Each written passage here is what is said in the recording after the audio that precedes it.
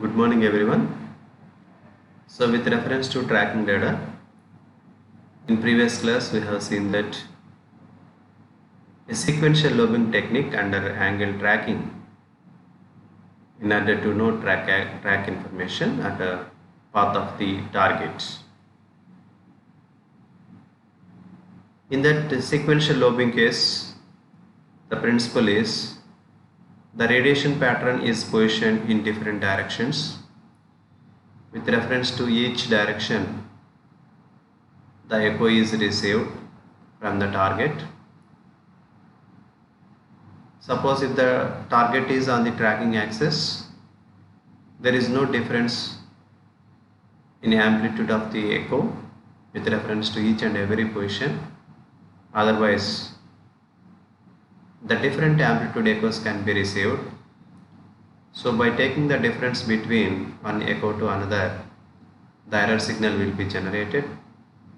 That error signal is helpful to change the position of an antenna so that the track information can be provided.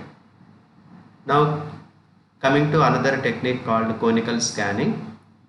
This is a modified form of the sequential lobing. So here the technique is, instead of positioning the radiation pattern sequentially in different directions, the radiation pattern is set as a offset beam and it is rotated around the tracking axis with the help of maybe a rotating feed. So by using rotating feed, the radiation pattern can be rotated. So instead of positioning the radiation pattern in different directions, now the radiation pattern can rotate around the tracking axis. So here the diagram shows the mechanism involved in the conical scanning method. Here this is the tracking axis and this is called the beam axis. The angle between tracking and beam axis is referred as the squint angle. So with reference to this, suppose if the target is along the tracking axis,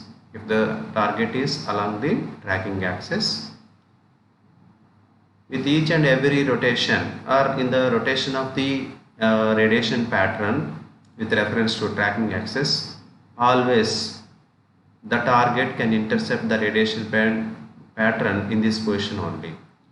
So the magnitude of received echo with reference to each and every rotation, it is constant. Not each and every rotation. For one rotation, the magnitude is constant. Right? Suppose if the target is on the tracking axis, the magnitude of echo received is constant. See, this is the representation of the magnitude of echo received if the target on the tracking axis.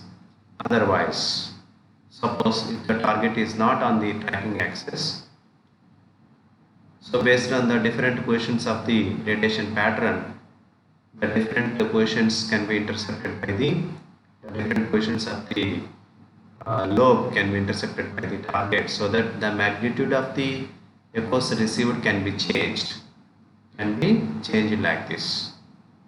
The magnitude of echo can be changed like this.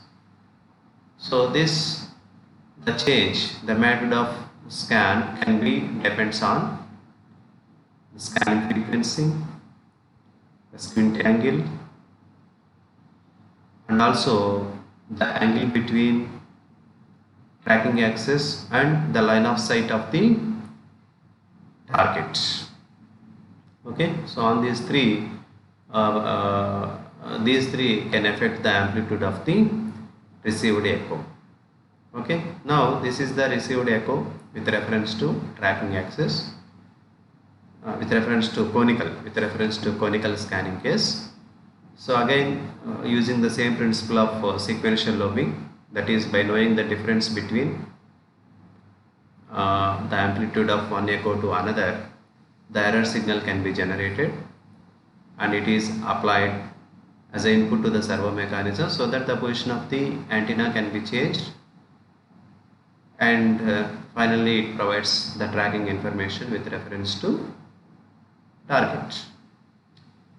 Here let us see, we have one block diagram with reference to conical scanning. This is the block diagram we can use usually reference to conical scan. So observe different blocks.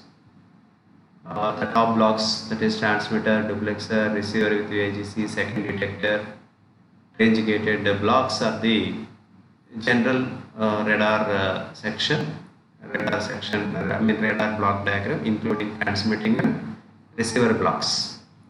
In addition to this, in order to change the position of the radiation pattern and to generate the error signals with reference to elevation and azimuth, additional blocks also you can observe. That is, whatever the unit can rotate the feed to rotate the radiation pattern, the same motor can activate a two-phase reference generator, so that it generates two signals with 90-degree phase shift. So that is, one is 2 pi, one is sin 2 pi FST, and another one is cos 2 pi FST. These two signals act as a reference signals in the error detector blocks in order to produce the error signal.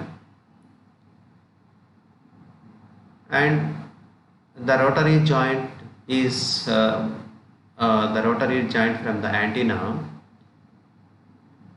can connect to the duplexer unit, and also the purpose of duplexer unit is it connects the transmitter section to the antenna and the signal is transmitted. At the same duplexer unit,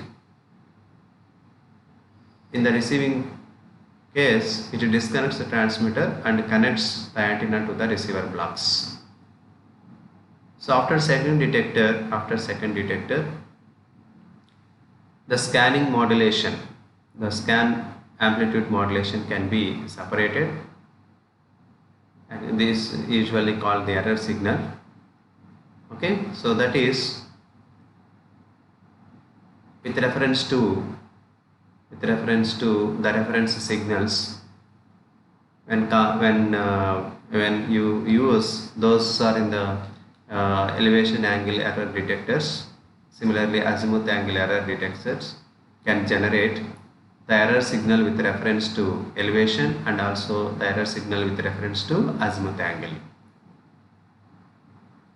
These azimuth angle error signal and elevation angle error signals are amplified once again to drive the motors which can rotate the antenna in the azimuth direction and elevation directions. That is about the operation of the conical scan.